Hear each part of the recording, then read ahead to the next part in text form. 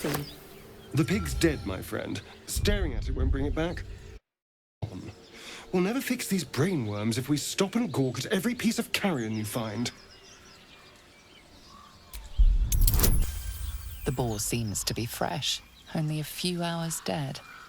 Examining the corpse, you see 2 small puncture wounds in its neck. And is it dead enough for you?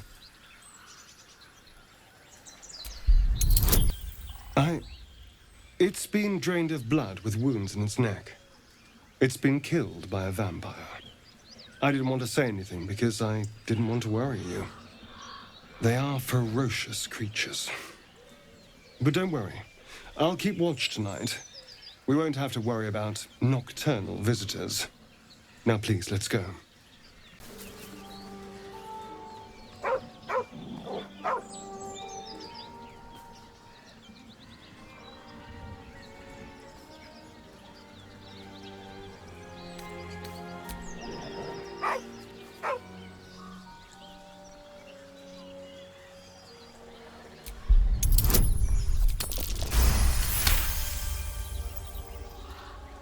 The dog lowers his hackles, his head tilted inquisitively. Convinced that you're harmless, he turns his attention back to the corpse.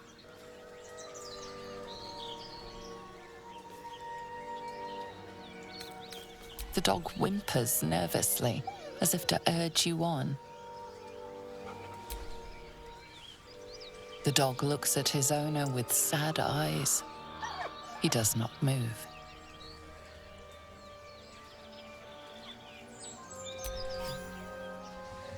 The dog sniffs your hand, his tail swung low in understanding. He knows how to find you. Lads, for the love of all that is holy, I've never clapped eyes on your poor sister. Drop the act, hag. You was the last to see Mayrina. Just let her go. Please. Thank goodness you're here, sweetie. I don't know what's come over these boys. Stop this! We won't ask again!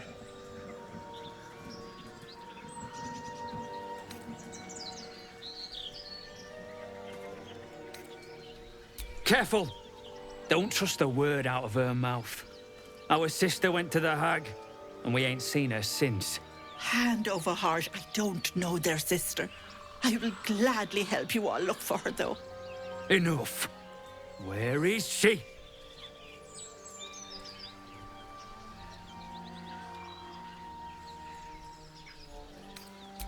Bollocks! You were supposed to rush to my defense, love. Fat lot of good you are.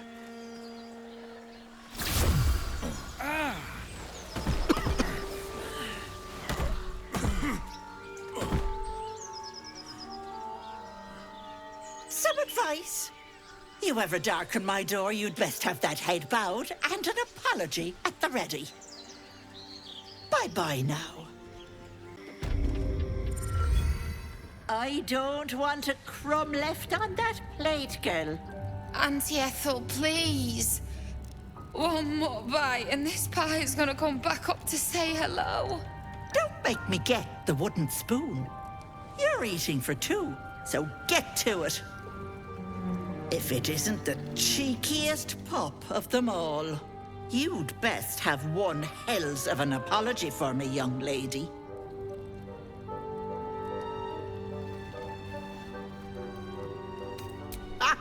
I do like the mouthy ones. You know, I was gonna give you a swift kick up the arse and show you the door.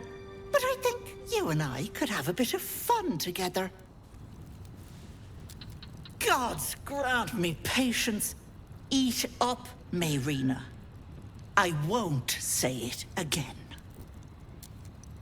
Keep that hole under your nose shut, or things will get messy. Well, you heard the lady. We don't want things to get messy. What is it? What's going on? That can't be true. Auntie Ethel.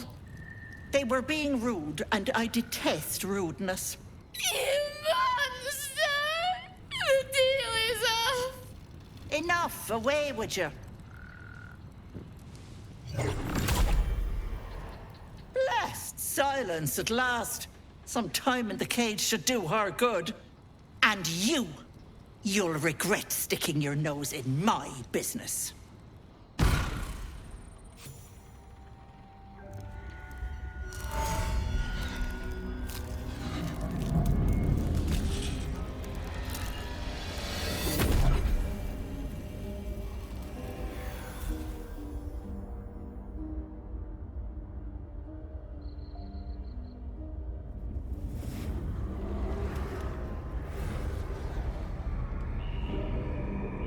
You blink and the wilderness changes.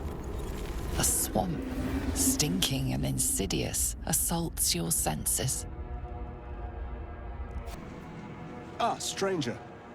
Forgive the aroma. You catch a waft of something foul, metallic, and sickly sweet. Powdered iron vine. An old hunter's trick. Most monsters will think twice before making a meal of me. You're a monster hunter. I'm surprised. I thought all Gur were vagrant cutthroats.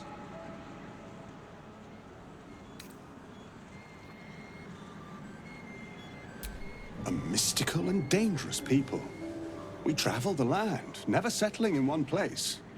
We steal your chickens, curse your crops, seduce your daughters. Your friend here has heard it all, I'm sure. I wish I had half the power settled folk think my people possess. Alas, I am a simple wanderer. A simple wanderer and monster hunter. But I'm no witch doctor or cutthroat. Or to make a deal with her. Probably think you can outfox the old dear. Right, but very wrong. My prey is a vampire spawn, much less impressive than the beast that lives here. I fear he's gone to ground. I hope the hag of these lands can help me flush him out. If I can afford her blood price. A vampire spawn? Why?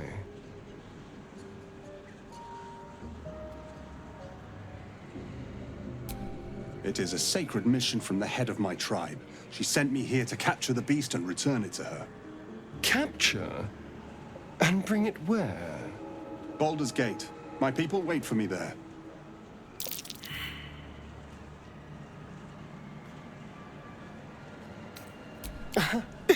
There's a lot to know.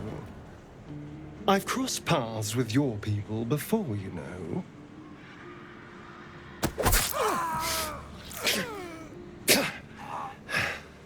It wasn't a good experience.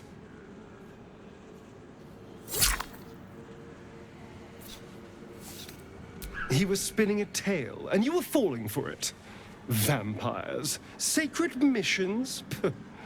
Honestly, he would have followed us to camp and slit our throats in the night. Trust me, I did us a favor.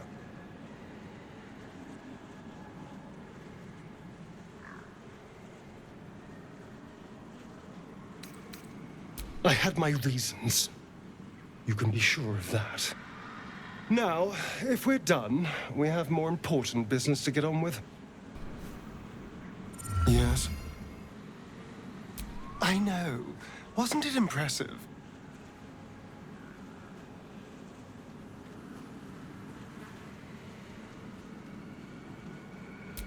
Let me worry about the why. The Gur are duplicitous reprobates. Gods know what he was really after. He won't bother us anymore.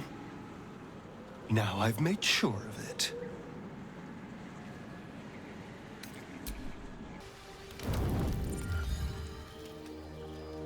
I'm so glad I found... Wait! I'm Althira, a bard from the Grove. I don't mean any harm.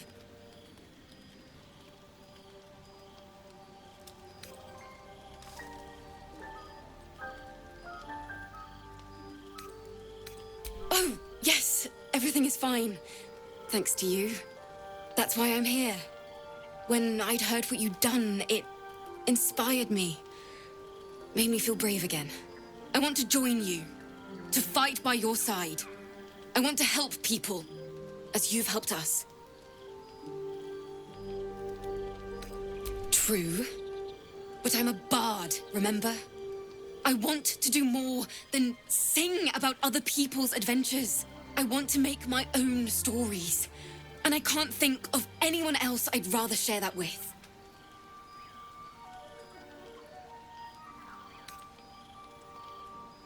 Really? Oh, this is wonderful. Safer to keep her here than blundering around by herself.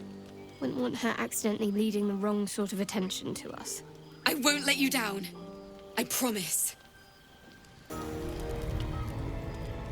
You open your eyes with a lurch, and you are not in your bed. You stand above a body which is in a state of gore nearly beyond recognition. The body of that brave girl who earnestly swore to devote her life to your cause. Her blood covers you, and its warmth feels like the embrace of an old friend.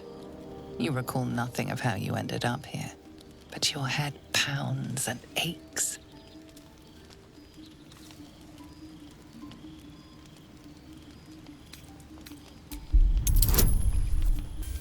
There are dozens and dozens of wounds on the corpse.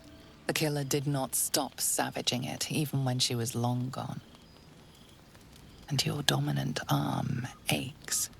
It aches from stabbing over and over.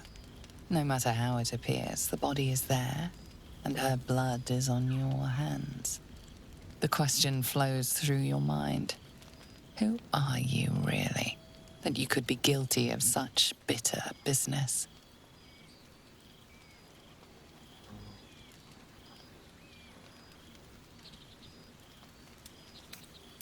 The little worm seems silent. Your companions sleep blissfully tonight. If it were the rage of a tadpole, no others seem to be affected. You don't have much time for reflection now. You need to act. You may only have a few moments before the others awaken and begin to cast blame for the hot sin before you.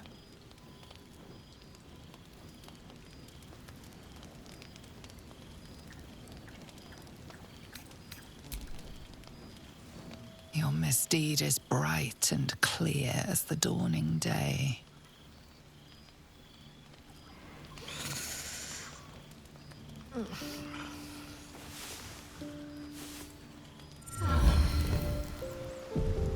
Another waif dead before her time. I wonder how it happened. You're the one who cried out for us.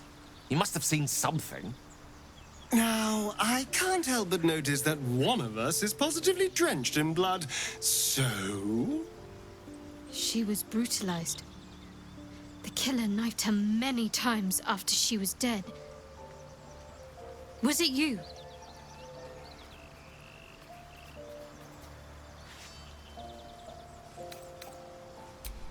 This blood didn't get there on its own. Her neck didn't snap by any accident. The parasite must be affecting you deeply. The worm in your head has never slept more peacefully. You know in your heart it was something deeper, hungrier.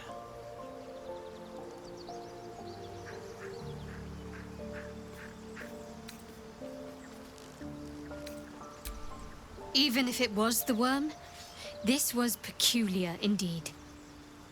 I'll be watching. An uneasy feeling lingers in the air. As the Inquisition departs, you are left alone with a familiar headache.